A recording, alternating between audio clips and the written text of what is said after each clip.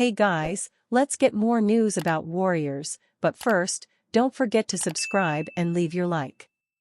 Warriors, Team USA members Steph Curry, Steve Kerr react to Trump rally shooting. The deadly shooting on Saturday, July 13, at a political rally for former President Donald Trump in Butler, Pennsylvania, was felt by Americans halfway across the world, including Golden State Warriors and Team USA men's basketball head coach Steve Kerr. Kerr has long been an outspoken advocate for gun control in the United States. That is, at least in part, due to the fact that the militant group Islamic Jihad assassinated his father, Malcolm Kerr, in Lebanon in 1984. Kerr's father was serving as president of the American University of Beirut at the time. Team USA is currently in Abu Dhabi, United Arab Emirates, where it will take part in international competition leading up to the 2024 Summer Olympics that begin in Paris later this month.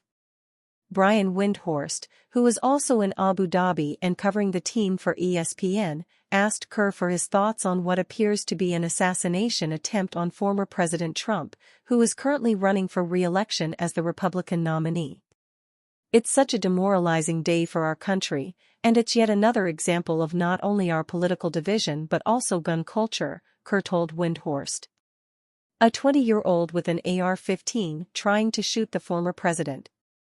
It's hard to process everything, and it's scary to think about where this goes because of the issues that already exist in the country.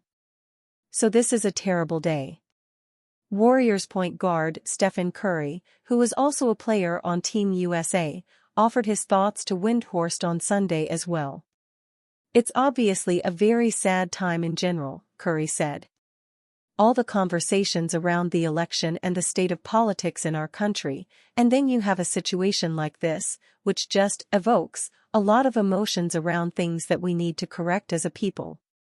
The two-time most valuable player and four-time NBA champion also took the opportunity to advocate for gun control as well as positivity in an American political landscape that he feels is too devoid of it.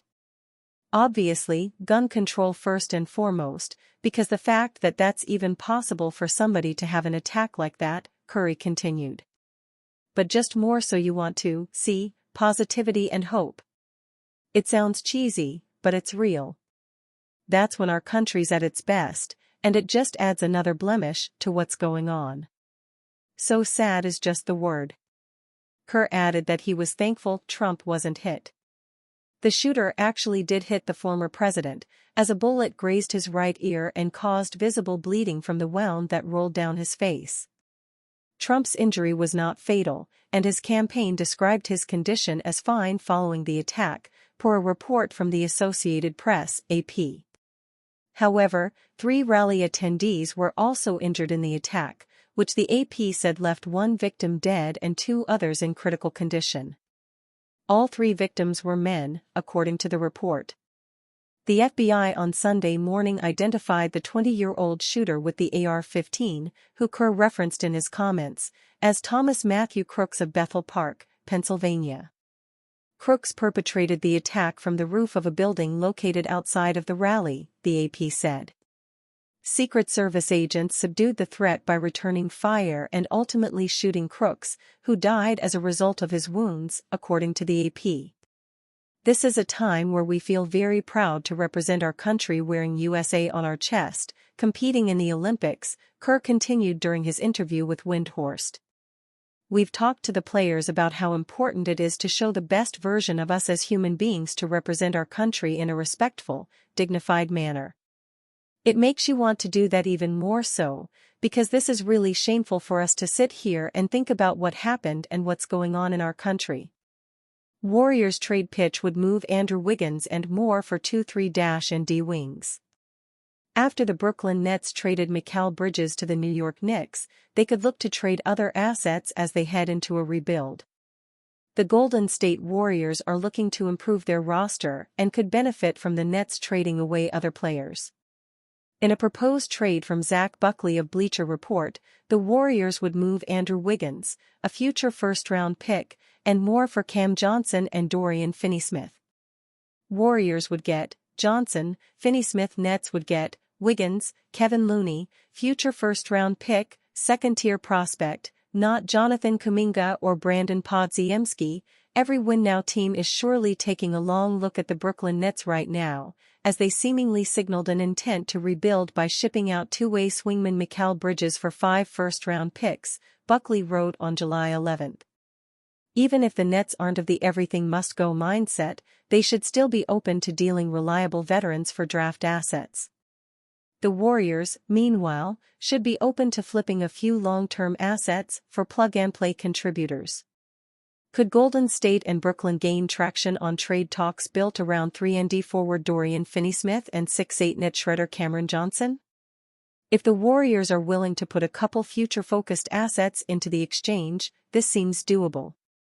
When the Golden State Warriors won a championship in the 2021-22 season, Wiggins was a huge reason for their success. He was named an All-Star in the campaign, the first and only selection of his career. Playing in 73 games, Wiggins shot 46.6% from the field and 39.3% from three-point range on 5.5 attempts per game. He averaged 17.2 points, 4.5 rebounds, and 2.2 assists per game. However, his production has taken a hit in the past 2 seasons, shooting 35.8% from three-point range on 3.6 attempts last year and averaging just 13.2 points per game. He showed the ability to be an above-average defender when the Warriors won the NBA Finals in 2022, but he's also slowed down on that side of basketball. According to Logan Murdoch of The Ringer, Wiggins will be aggressively put in trade talks due to his inconsistent role over the past 2 years. League sources believe Andrew Wiggins, who struggled to find a consistent role last season, will be aggressively dangled in trade talks, Murdoch wrote on June 26. Warriors HC Steve Kerr not ruling out Jonathan Kuminga trade. The Warriors reportedly failed to land Paul George this offseason due to their reluctance to trade Jonathan Kuminga. According to ESPN's Ramona Shelburne, the Clippers and Warriors had a deal in place until the latter resisted moving Kuminga. George would subsequently sign with the Sixers as a free agent. The ESPN report led many to believe Kuminga had been assigned the untouchable tag franchise's place upon their cornerstones and young stars. However, Warriors head coach Steve Kerr shot down the notion Thursday in an interview with 95.7 The Game. He emphasized that every member of the Warriors roster was available in trade talks except Stephen Curry. First of all, you have to understand, there's very few players in the league who are not talked about in trade discussions, Kerr said. Steph Curry is not being discussed in trade talks. Everybody else is. And if you went down the list of teams, the Lakers probably are not talking to anybody about LeBron James.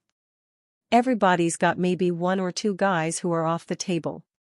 So the vast majority of the players in the NBA, the players are constantly going to be discussed in trade talks, because everyone's trying to do the same thing, which is improve. When asked specifically about Kuminga's status as a trade chip, Kerr said he's excited about coaching the 4th-year forward in the 2024-25 NBA season. We love the strides he has taken. He's got room to grow, which is exciting, Kerr said of Kuminga.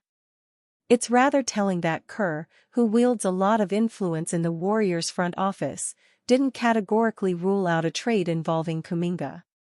Kerr's comments could also be a giveaway of Golden State being open to dealing Kuminga to the Jazz for prized All-Star forward Lauri Markkanen. According to ESPN's Tim McMahon, the Jazz are seeking Kuminga to consider parting with Markkanen. Kuminga, 21, averaged 16.1 points, 4.8 rebounds, and 2.2 assists in his 3rd season with the Warriors. And you fan? What do you think of the situation of Jonathan Kuminga? Leave your opinion in the comments.